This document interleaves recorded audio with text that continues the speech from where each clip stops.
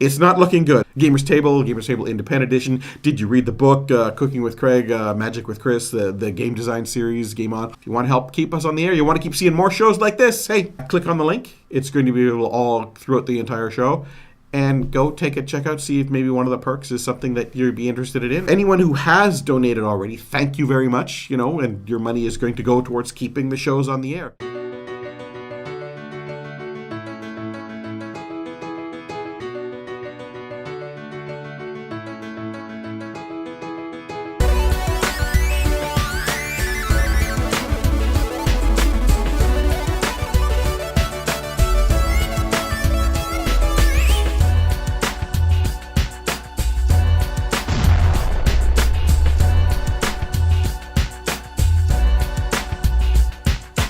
Hello and welcome to the Gamers Table. It is Monday and we're reviewing Founders of the Empire.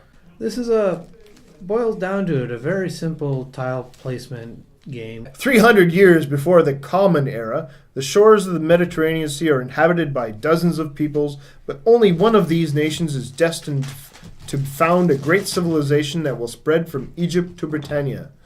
Take up the reins of rule in your hands and prove that you are the only one worthy to unite half of the world under your banner. Add new territories, harvest natural resources, trade with your neighbors, invite skilled craftsmen, and erect temples, because the favor of the gods is not taken lightly when one wishes to be known as a founder of the empire.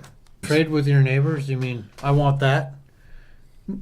It's not really trading. No, it's not really trading in the...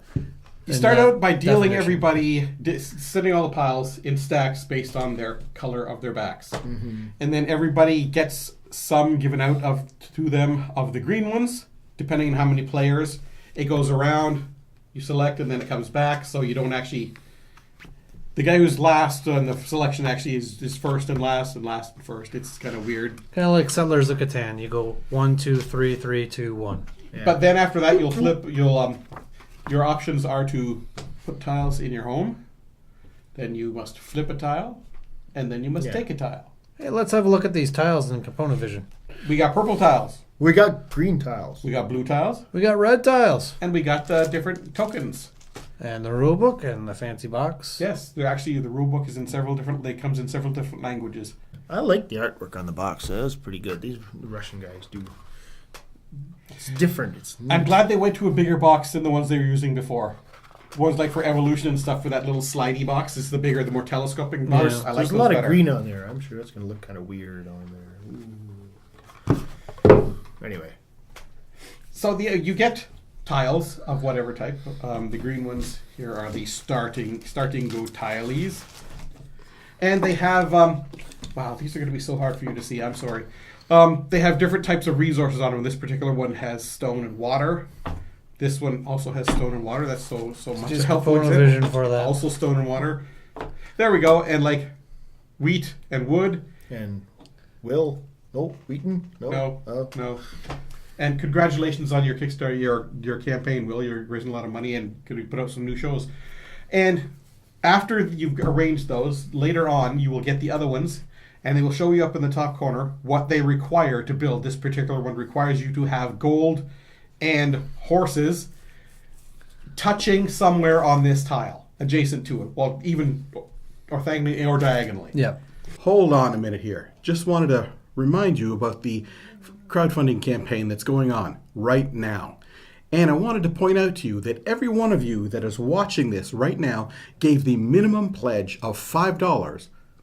This whole thing would be over, we'd make more than our goal, and everything would be great. The shows would be guaranteed to keep going on. So, why don't you take a moment to click right here, go to the funding campaign, and donate that minimum $5 amount. It's all it takes to keep this show and the rest of the shows on our channel ongoing for another year. Thanks. Now back to your regular scheduled show.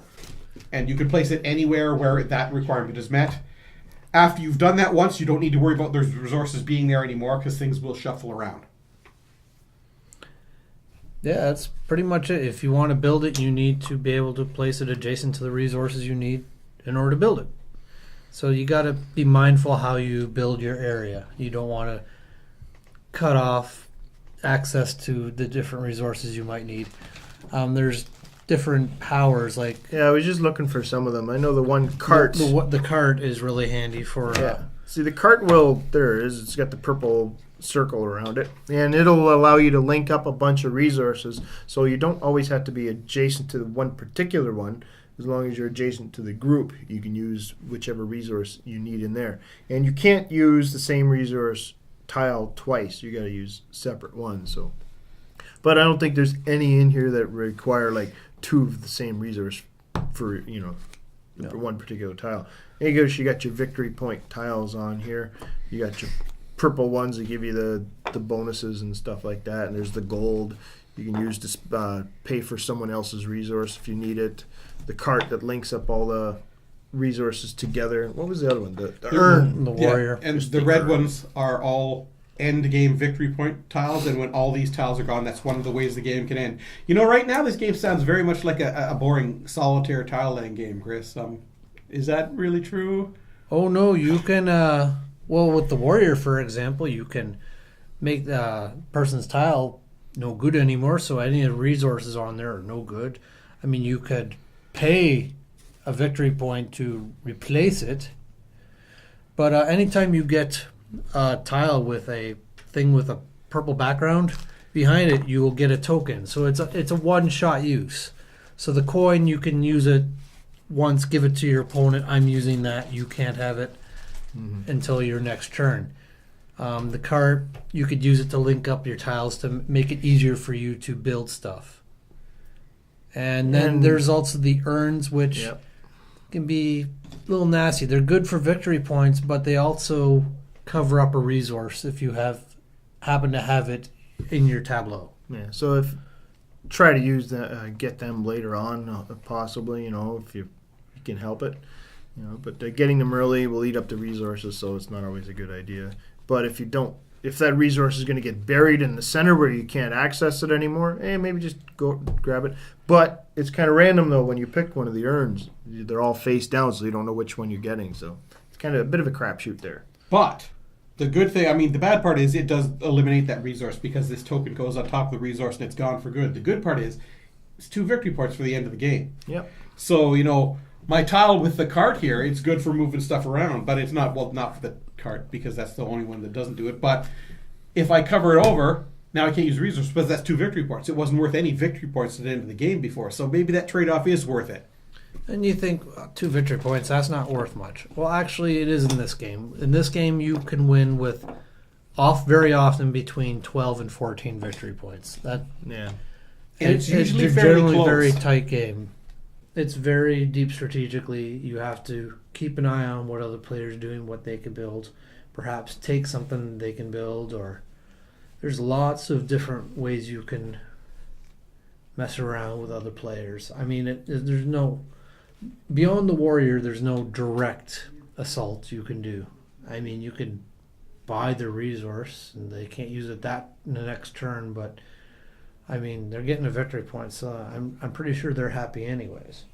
The biggest, I guess, screw you factor in this game is you have the tiles laid up. At the beginning of your turn, you get to flip one up. So, I mean, if you don't want to flip one of the better tiles up, you could just flip the junk tile and then grab one of the good tiles. So then the person after you is kind of like, okay, I'll try to put one of the good tiles down, but there's a chance I might not be able to build it, and I'm just helping out my neighbors. Yeah, by the junk tile, he means the green 2 resource basic tiles. No, They're not junk. No, they're definitely not junk, but they're not going to get you. foundation. They're not going to get you to the victory points very quickly. They help you build the basic structures. Yeah. The foundation of your tableau or whatever. The combat one that Chris mentioned there, the warrior thing, you get one of the tokens. It's worth a victory point at the end of the game if you don't use it, but if you do use it, you can hit any tile front of a column. So anything behind another tile is protected. It's only the very front row that can be hit. You read my mind. I was going to say that. Well, no, you don't have to. Yeah. Say And something as else. far as like the coins too, Come on, say it. Say something else. Say it. I'm gonna Say something it. else. There you go. Okay, but yeah, as far as the coins are concerned, it's not the first in any row or something. You just pick a resource, and then the next turn when it comes around to that guy, he can take that coin off and then use it to either keep it as a victory point or spend it himself on someone else's resource. And until they spend it, it blocks their resource, or they can keep it for the points at the end of the game. Well, not till they spend it, till the end of their turn. Well, at the end of their It turn, comes but- around to your turn, and that particular resource was bought. You Yep. can at the end of your turn, you take all Right. the coins. Yeah, you can take the coin and spend it again, or hang on to it for victory points at the end of the game. Yeah, you really want to be mindful of the tokens. Like, they're worth victory points, and the games are very tight, and you're looking at a 12 victory points will win you the game. You probably don't want to spend the tokens unless you really have to. Like, unless you're going to get something that's going to score you 3 down the road, you probably don't want to hold on to the tokens. And it's all Kind of right like down there dungeon in front dice of you. too. And it's kind of like dungeon dice, where you got the tokens. Like, you either use them for their abilities or hang on to them for victory points at the end. There's no hidden victory points. They're all Right. on your card. You can always see, oh, he's got 12, he's got 14, Oh, yeah. I've got 11. Okay, I've got to try and beat him without giving him any more points. What's my best thing to do? Who do I want to spend my coin on? Yeah. But yeah, a lot of this game is making sure that the player past you has nothing good to grab tile wise. And if you get too, like, if everyone's flipping up the green, as soon as you get, I think, 5, they just all flush right away. The 6th one flushes it out. Yeah, the 6th one will flush them all out, and then there's no options. There's a bit of strategy too, as far as tile placement, like the way you put them. You know, it's like, obviously you're going to want to try and match up the resources so you can access them. But some of the more the mid-range resources there, like the where are they?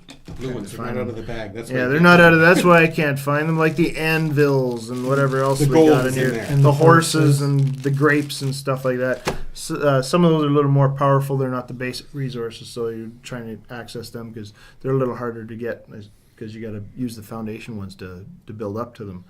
So and of course, yeah, with the warrior, you got to watch your placement too because that warrior hits the first one in the column. You don't want to put your secondary or resources out yet and have them taken away too early.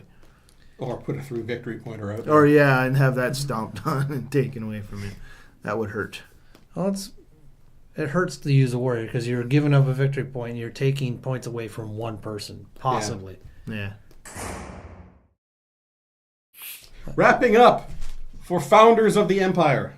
The theme, well, you read it out, and I had never actually really paid much attention to that. Yeah, I overview, figured. and- Whatever. The theme sure, doesn't matter. No, the theme is just a tile placement, Yeah. resource management type game.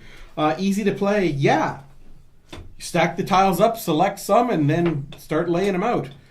The strategy there. It's not just put your tiles wherever willy-nilly. You got to think about what you're doing. And like Chris said, you got to think about what the other guys are going to do. And maybe I don't want that tile. Maybe I'll take that even though it's not going to help me so much because I know he really needs it. And fun to play, yeah, because it's simple and it doesn't take a lot of time to learn. It doesn't take a lot of time for anybody's turn because they do 3 things, move on, 3 things, move on, 3 things, move on. So it's quick paced. It's not a lot of players, but it's not too bad. The components look nice. I give Founders of the Empire an 8. I like the artwork on the game, and everything. I don't think the variety in the gameplay's that great for as far as replayability or anything, but it's still a fun game. There's the tokens and stuff, which add some strategy in the placement of the tiles. There's some strategy there as well. It's a good rule book, great art on the games, good components and things like that. I really like the detail in the art and everything. I think they did a great job on this one. What I like seeing is like games from different countries is like you can see the difference in the artwork. I think it really makes a difference. You know, it's pretty good. I like the rule book and everything. The gameplay is not bad. I don't think it's all that great on replayability, but it's a good game to pick up once in a while. It's not extraordinary or anything like that, but there is some player interaction, which is good. But I don't think just because you get different values of victory points, the red tiles at the end of the game or for later in the game really makes that big of a difference in replayability. It's just some different symbol, and really the values are 1 to 3. There's not that many 3s, I don't think, but really I don't think the value of the victory points at the end there makes that big of a difference as far as gameplay is concerned. Usually for replayability you're looking at variety of like mechanics or characters that give you special abilities and things like that, and this doesn't have that kind of thing. Whatever victory point tiles are out there, most of them are 2s. you're just going to go for, like, it depends on the symbols that are out there too available, that are turned up, that you have to choose from. People are going to be fighting for certain symbols there because they see them on the victory point tiles up top there. They need those symbols to make those tiles. So that's, it's pretty much the same from game to game, just some different symbols. That's about it. There's no different powers or abilities or anything like that. So as far as replayability, it's not bad, but it's not great either. It's a good game. It's solid, but it's nothing amazing. Just a good average tile laying game with some player interaction that does make a difference. So 7.5 for me. I definitely enjoy this game. There's a lot more player interaction that you think is sort of like, okay, I know he can use that one, so I'm going to take that one on him. Or there's times where it comes around to your turn, it's sort of like, I can't really use the good ones, but I'm going to take a chance and draw and hopefully get one that I can use. There's a lot more player interaction than you would think, I think. Yeah. That's what I'm trying to get at. And He's trying to get at. And And you're there's- also playing down the line. You're looking Yeah. at 3 turns ahead. Yeah. Yes. And there's some variety in here too, because the red tiles you played with this game may not be the ones you play with the following game. So, you can't count on getting that 3-pointer every round because it just might not be in the next game you're playing. So it has that little bit of replayability that way. And I found this game got a little bit better when we played it more often because we had a better idea what was coming up. It's like, okay, I need those resources to get at this. So it became a little bit more strategic because you had a little bit more information. I give Founders of the Empire an 8. So that's it for this episode of The Gamer's Tale. Tune in next week where we review another game. Because that's what we do. When we get the games and have the time Stuff like that. and the money. It's life.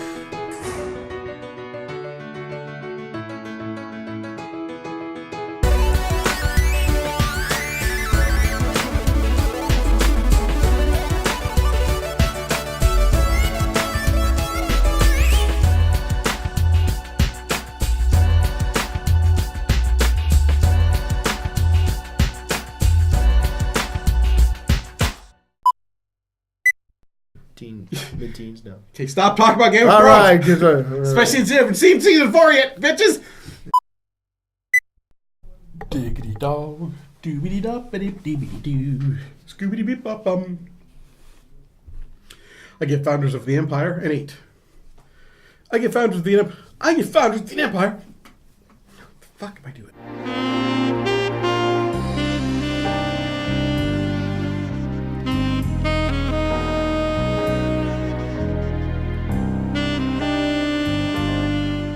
I need your help. My brother. He's missing. Nah, so tell it to the cops, dollface. I have nowhere else to go. So tell me about your brother. He works at the university, doing research for several of the professors. Internet searches for strange happenings. Things of that sort. Strange happenings. What kind of strange happenings? He's heading to the apartment. Should I stop him?